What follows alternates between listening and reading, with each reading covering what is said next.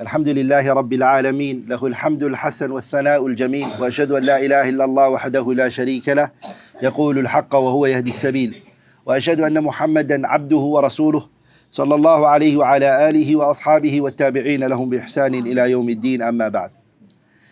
So yesterday we stopped at the verse of Allah Tabarak wa Ta'ala where the disbelievers they said أَإِذَا مِتْنَا وَكُنَّا تُرَابًا ذَلِكَ رَجْعٌ بَعِيدٌ. They said أَإِذَا مِتْنَا, if we die, وَكُنَّا تُرَابًا, and we become dust, the earth, أَنُرْجَعُ, are we going to be returned back to the dunya again? Then they rejected that and they said ذَلِكَ رَجْعٌ بَعِيدٌ. That's something that's not going to happen. That we are going to die and the earth is going to swallow us, and then after that we're going to be resurrected again. That's not going to happen. So they rejected that. The verse here, when it said ذَلِكَ رَجْعٌ بَعِيدٌ, it doesn't mean that they're saying it can happen, but it's far-fetched. No, they're actually saying it's far-fetched from it happening at all. Yani it will not happen, basically. It's mustahil. That's what they're trying to. Yani أَإِذَا مِتْنَا is both types of istifham inkari and also istifham tawbihi, both types. For the students of knowledge who want that. And I won't go into the difference between the two.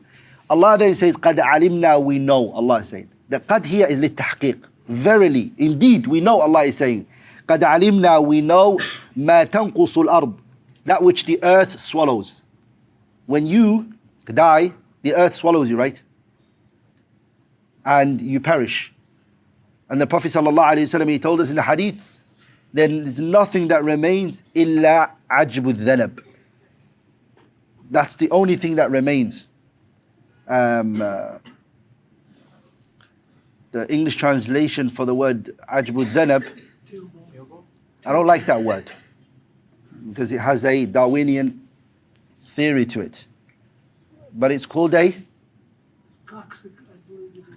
Yeah, the coccyx is the official term for it. That's all that remains from the human. But the prophets are different. The prophets are different. The earth does not swallow. إِنَّ اللَّهَ حَرَّمَ الْأَرْضَ أَن تَأْكُلَ أَجْسَامُ الْأَنْبِيَاءِ, as the Prophet said. That the earth does not swallow the prophets. The prophets, the earth does not swallow them. So they're an exception here. But the disbelievers Allah is talking to here, subhanahu wa ta'ala, He's saying to them, forget anything else. قَدْ عَلِمْنَا مَا تَنْقُصُ الْأَرْضِ. You guys are saying that we won't be resurrected. Allah knows when the earth swallows you, what part of your body, which part of the ground it went into. We know that much, Allah is saying subhanahu wa ta'ala. قَدْ عَلِمْنَا مَا تَنْقُصُ الْأَرْضُ مِنْهُمْ, from them, يعني from their body. وَعِنْدَنَا, and with us, Allah is saying, this is royalty by the way. Allah is saying all of this with us is what? Kitabun hafidh. It's in a documented book. Everything is documented. So the idea that they think all of this is random and it's just happening, it's organized, everything. Everything is with knowledge, it's with precision, and it is also documented. وَعِنْدَنَا, Allah is saying with us is what? Kitabun hafidh. Look what then Allah said, بَلْ كَذَّبُوا بِالْحَقِّ, they disbelieved in the truth. The truth, they disbelieved in it. And this is one of the 5 types Ibn al-Qayyim mentions of kufr. Kufr has different types, صح? There's a kufr known as kufr al-takdeeb, where you disbelieve the truth when it comes to you. Look here, this verse is very powerful. بَلْ كَذَّبُوا بِالْحَقِّ, they disbelieved in the truth. لَمَّا جَاءَهُمْ, when it came to them. Look what then Allah then says, فَهُمْ فِي أَمْرٍ مَرِيجٍ, they are in a state of confusion. When they disbelieved in the Prophet and his message, they all didn't agree on why they rejected him. Each one is given his reason. One is saying he's a sahir. One is saying he's a majnoon. One is saying this. Does that make sense? فَهُمْ فِي أَمْرٍ مَرِيجٍ, they're all in a state of confusion. This one's given this reason, this one is given that reason, and that one. The fact that you guys can't agree on one thing shows what? That you guys are just saying this for the sake of saying it. And Ibn Kathir rahimahullah, he says something very profound. He says that this is the situation of every single person who goes against the truth. You will always find them not to be on a state of consistency. They're always what? State of confusion. Are we all together? That's why if you look at those who deviate from the sunnah and go against the prophetic tradition, the way that the Prophet ﷺ's sunnah was, yani those who are considered and categorized as people of innovation, are they one way or are they always bouncing from one thing to another? They are bouncing from one thing to another. That's why the ulama of the sunnah, they call them ahlul ahwa. Yani they go where their desires goes. Like in consistency is known to be part of what? The person who follows the truth. Because the truth comes from who? Allah Azza wa Jalla. And Allah's words do not contradict itself. Sah? It does not contradict itself. Allah says, أَفَلَا يَتَدَبَّرُونَ الْقُرْآنَ وَلَوْ كَانَ مِنْ عِنْدِ غَيْرِ اللَّهِ لَوَجَدُوا فِيهِ اخْتِلَافًا كَثِيرًا. If it had come from anyone other than Allah, you would have found contradiction. But because it comes from Allah, there's no contradiction. Are we all together, brothers? وَلِذَلِكَ The Quran does not contradict the sound mind. Because the one who created the mind is the one who sent down the revelation. They complement one another. Are we all together, brothers? They complement one another. So an authentic text will never go against the sound mind. But yes, sometimes the text might say things that the mind sometimes cannot fathom. It can't understand it. Does that make sense? You're trying your best to understand it, but you still can't fathom it. You can't understand it. You not being able to understand it now does not mean it can't happen. That's why Shaykh al-Islam ibn Taymiyyah's very famous statement is what? That the Sharia does not come بِمَحَالَاتِ الْعُقُولِ, but it does come with بِمَحَارَاتِ الْعُقُولِ. Mahalat al-uqul is the impossible.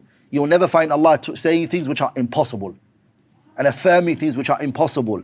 But He might mention things which might confuse the mind, because why? The mind is limited in understanding. Just the same way that your eyesights are limited as far as you could see. Sah? You can't see behind this wall. Even if you look straight, your vision at a point it stops. It can't work further than that. Sah? Same is with the mind. So to give the mind an unlimited strength or an unlimited permission to say it can do everything, it can understand everything, it goes against the way our body works. So coming back, بَلْ كَذَّبُوا بِالْحَقِّ, they disbelieved in the truth, لَمَّا جَاءَهُمْ, when the truth came to them. Allah then says, after that they were upon what? فَهُمْ فِي أَمْرٍ مَرِيجٍ. And I want to mention a fa'idah latifa that Muhammad ibn Ibrahim ibn al-Wazir al-Yamani rahimahullah mentions in his kitab الروض الباسم في الذب عن سنة أبي القاسم. He mentions a very beneficial point, which is that one of the reasons that brings about tranquility and ease and happiness and istiqrar is when a person is not confused. Sahih brothers, stress and thinking, what's going to happen next? I have little kids, sometimes they say to me, Dad, what are we going to do next? And if I don't answer that question for them, I can see in their faces, they're very stressed. They want to know what's happening next. They're worried. When the person follows the Quran and the Sunnah, he's not stressed, he's not confused. So that lack of confusion brings about happiness and tranquility. Are we all together? And he connects it to the ayah, وَمَنْ أَعْرَضَ عَنْ ذِكْرِي فَإِنَّ لَهُ مَعِيشَةً ضَنْكًا وَنَحْشُرُهُ يَوْمَ الْقِيَامَةِ أعمى قال ربي لم حشرتني أعمى وقد كنت بصيرا. يعني abandoning the Quran and the Sunnah and leaving the Quran and the Sunnah and turning your back on it is going to make you confused. Once it makes you confused now, you are going to be what? Depressed and sad. So just remember that, inshallah ta'ala. So happiness is in what? Following the truth when it comes to you. Allah then says, أَفَلَمْ يَنظُرُوا, have they not looked? This nadar is nadarul i'tibar. Have they not pondered? And when they looked, they thought and they contemplated. Because the universal signs is what Allah is going to go into now. They are things that we look at to understand Allah subhanahu wa ta'ala. Because the creation and creating is the actions of Allah. And the actions of Allah allow us to know Allah. Are we all together, brothers? That's why Allah praised subhanahu wa ta'ala the believers who look at the universal signs and then they connect it all to Allah subhanahu wa ta'ala, and they praise Him and they glorify Him. إن في خلق السماوات والأرض واختلاف الليل والنهار لآيات لأولي الألباب الذين يذكرون الله قياما وقعودا وعلى جنوبهم ويتفكرون في خلق السماوات والأرض ربنا ما خلقت هذا باطلا سبحانك فقنا عذاب النار. They look at the universal signs, the day, the night, the sun, the moon. They look at everything around them. And what do they say when they look at it? ربنا ما خلقت هذا باطلا. Wallahi, oh Allah, you have not created all of this باطلا, without an aim and objective behind it. All of this has a purpose. You created it for a reason. And then look what they say. ربنا ما خلقت هذا باطلا سبحانك فقنا عذاب النار. They exalt Him. They say سبحانك فقنا عذاب النار. Protect us from the punishment of the hellfire. So يتفكرون في خلق السماوات والأرض. Because if you look at the universe and everything in it, my brothers and sisters, there are signs in it. سنريهم آياتنا في الآفاق وفي أنفسهم.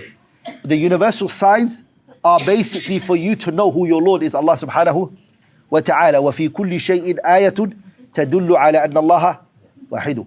The universe, everything shows you Allah is one. That there's only one who created it, subhanahu wa ta'ala. So it's required. It is needed. I remember once I read in a book where a man said to another Muslim man, he said to him, if only Allah just if only Allah subhanahu wa ta'ala He spoke to each and every single one of us, then this whole issue of does He exist or does He not exist would have been He should have just, if He just spoke to us. So the Muslim man said, what language would you want Him to speak to you in? And he said, oh, my language, the language I speak. He said, but there's somebody else would have said, but I don't understand that language. And he said, he should speak to everybody in their language that they understand. And he said he did, subhanahu wa ta'ala, by giving you these universal signs and placing the fitrah inside you. The fitrah is a way Allah subhanahu wa ta'ala, He's already made you inclined. Have you not seen, my brothers and sisters, those people when they embrace Islam and they just start crying? Why are they crying for? Why are they crying for? They've returned back to their who? Their Lord, Allah subhanahu wa ta'ala. And that's why when you hear the Quran and you hear this, it touches your heart. It's because it's what? It is connected to its creator. And then now Allah is going to speak about the universal signs. The ayat which are known as what? Ayat kawniyah. وَلِذَلِكَ Ibn al-Qayyim says, the ayatul kawniyah, you use the word tafakkur. And the ayat which are shar'iyah, you use the word tadabbur. Does that make sense? So the ayat which are kawniyah, universal things, you say tafakkur, which is to think over it. And the ayat which are shar'iyah, meaning the Quran, is called tadabbur, it's pondering. That makes sense, brothers? So now, Allah, look, He says, أَفَلَمْ يَنظُرُوا, do they not look at إِلَى السَّمَاءِ, the sky? فَوْقَهُمْ, above them, كَيْفَ بَنَيْنَاهَا, the way that we erected it, Allah says, subhanahu wa ta'ala. وَزَيَّنَّاهَا, and we have adorned it. Beautiful. Allah then says, وَمَا لَهَا مِن فُرُوجٍ, and there's no rifts. Look at the sky, there's no holes. No one can go inside it as well. It's locked, it's closed. لَا تُفَتَّحُ لَهُمْ أَبْوَابُ السَّمَاءِ, the disbelievers, the door of the sama is not open for them. وَلَا يَدْخُلُونَ الْجَنَّةَ حَتَّى يَلِجَ الْجَبَلُ فِي سَمِّ الْخِيَاطِ. So the sky is locked. Look how beautiful it is. The way Allah created it, subhanahu wa ta'ala. By the way, it doesn't even have pillars that are holding it. Look at this musalla that we're in right now. There has to be this pillar, that pillar, or the roof will fall on us. لكن السماء بغير عمد ترونها. You don't see the pillars that are holding it. Because have you ever seen the plane dodging pillars? Yeah? No. Allah is holding it, subhanahu wa ta'ala. وَالْأَرْضَ, and the earth. So Allah spoke about the sama. What has Allah tabarak wa ta'ala mentioned? أَفَلَمْ يَنظُرُوا إِلَى السَّمَاءِ فَوْقَهُمْ كَيْفَ بَنَيْنَاهَا وَزَيَّنَّاهَا. What did Allah beautify with the sama? Lakin the stars. Stars, one of its jobs, its roles is what? زِينَةً لِلسَّمَاءِ. It's a beauty for the sky, right? وَزَيَّنَّا وَمَا لَهَا مِن فُرُوجٍ. وَالْأَرْضَ, the earth, Allah says now. مَدَدْنَاهَا, we spread it. وَأَلْقَيْنَا, Allah then says we threw on it. فِيهَا رَوَاسِيَ, mountains. On this earth there are mountains. that Allah placed on it. And one of the objectives and the aims of the mountain is what? أَن تَمِيدَ بِكُمْ, so the earth does not move with you. The job of the mountains is what? It's to stabilize the earth. So the lands that have a lot of mountains, they don't generally have earthquakes. That's part of the... But the Day of Judgment, there are so many things that are going to be happening to the mountain size of the hour. We won't go into that now. وَالْأَرْضَ مَدَدْنَاهَا وَأَلْقَيْنَا فِيهَا رَوَاسِيَ وَأَنْبَتْنَا فِيهَا. And from the earth, Allah said, we brought out. What did we bring out? Allah says, subhanahu wa ta'ala, مِن كُلِّ زَوْجٍ. The word zawj here means مِن كُلِّ نَوْعٍ. Zawj here means types. Bahij, يعني vegetations, different types. Bahij means beautiful and pleasant to the eye. Beautiful. Look at your wife, you take some roses and flowers. Where did you get that from? It's taken from the ground, right? It's beauty for the eyes. Sahaba, my brothers and sisters. ولذلك the scholars, they mention if a person wants to remove distress and sadness. I think Abu al-Faraj ibn al-Jawzi, rahimahullah, is the one who mentioned this. Rahimahullah, he mentions to go to places where the greenery and the grass. Yeah, my brothers, what does it do? It removes stress. That's why Allah tabarak wa ta'ala, what did he say? صَفْرَاءُ لَوْنُهَا تَسُرُّ النَّاظِرِينَ. صح? What is it? Yellowish. What does it do? ما معنى تسر الناظرين? It removes what? Distress and sadness from the person who's looking at it. صح? So the greenery and the vegetation and the beauty that you see, who from amongst you has been to, I recently, and it's ajib, I lived in the UK for many, many years. But then I spent a few years in UAE, and then in summer I went back to London, and guess what I saw? I saw the greenery, and then I was shocked. Sah? I went up north, and I started seeing the whole side is green, and this side is green, and I'm lost of words. I'm like, did I used to see this stuff? Because in the Middle East, it's all sand, sah?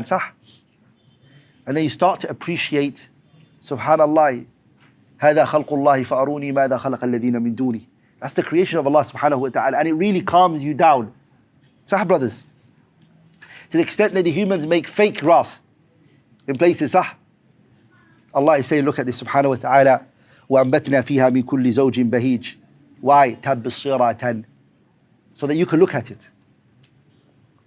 And it's also what? وَذِكْرَى, a reminder, لِكُلِّ عَبْدٍ, for every slave. Allah, the word Allah uses here, لِكُلِّ عَبْدٍ munib.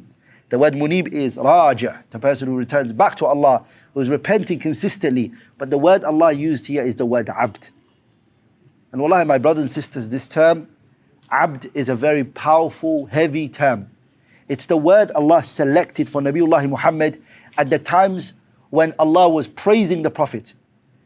Yani the night of Isra wal Mi'raj, there was no other term used for him except the word abd. سبحان الذي أسرى بعبده ليلا من المسجد الحرام إلى المسجد الأقصى. The time Allah sent the Quran on him, Allah is saying, الحمد لله الذي أنزل على عبده الكتاب ولم يجعل له عوجا. The time when the Prophet stood up to give da'wah, what a beautiful position he's in.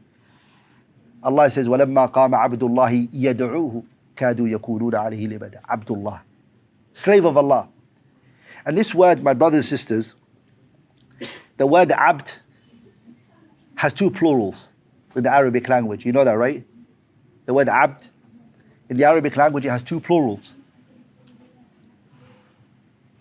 The first one is ibad, and the second one is abid.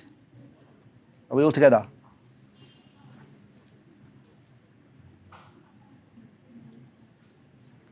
One is when a person chooses to be a slave. And one is when the person doesn't choose to be a slave. Every single person is a what? Abidul lillahi. Everyone's a slave of Allah subhanahu wa ta'ala in that perspective. In kullu man fi samawati wal ardi illa ati ar-rahmani abda. Everyone's going to come to Allah the Day of Judgment as a slave.